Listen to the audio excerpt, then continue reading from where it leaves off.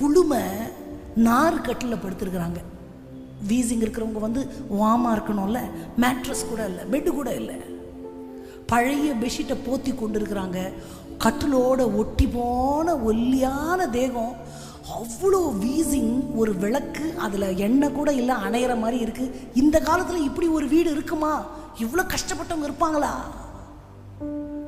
பார்த்தா ஸ்தோத்தரிப்பேன் பழங்காலத்து பாட்டு ஏதோ ஒன்று, அதை சந்தோஷமாக மூச்சு விட முடியாமல் பாடிக்கிட்டே இருக்கிறாங்க. முகத்தில் அப்படி ஒரு சிரிப்பு. அம்மா, இந்த நிலைமையில் உங்களால் எப்படி பாட முடியுது? அதுக்கு என்ன பண்ண முடியும் பாஸ்டர்? எனக்கு ரொம்ப நாளாக வீசிங் இருக்குது, அதுக்கு நான் ஆண்டவரை துதிக்காமல் இருக்க முடியுங்களா? அம்மா, இந்த நிலைமையில் எப்படி அம்மா உங்களால் துதிக்க முடியுது? நான் சாகிற வரைக்கும் துதிப்பேன் பாஸ்டர், செத்து போனால் கூட துதிப்பேன் பாஸ்டர். இதுதான் உண்மையான தெய்வ தேடல்.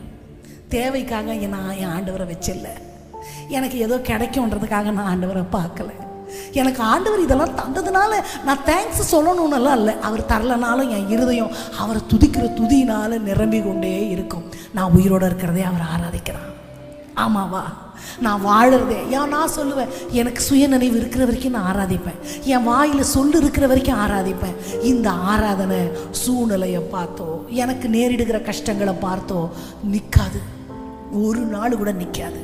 அந்த நிலைமையில ஒரு தாய் மன நிறைந்த, அதுக்கு என்ன பண்ண முடியும்? அதுக்காக துதிக்காம இருக்க முடியுமா?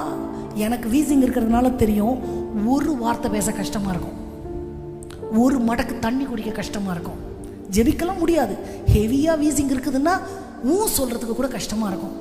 அந்த நிலைமையில் வாசலில் கேட்குதான் அவங்களுடைய பாடல் சத்தம் பாஸ்டருக்கு. நம்ம ஏன் சூழ்நிலையை பார்த்து நம்ம சோர்ந்து போனோம்?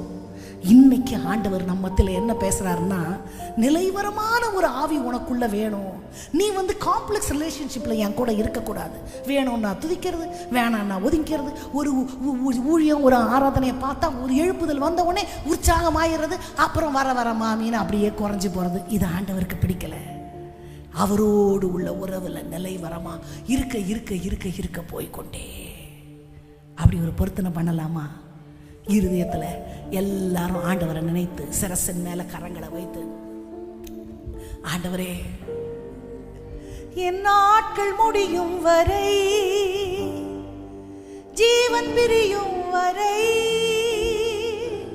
சுவாசம் ஒழியும் வரை உமையே ஆராதிப்பே, உமையே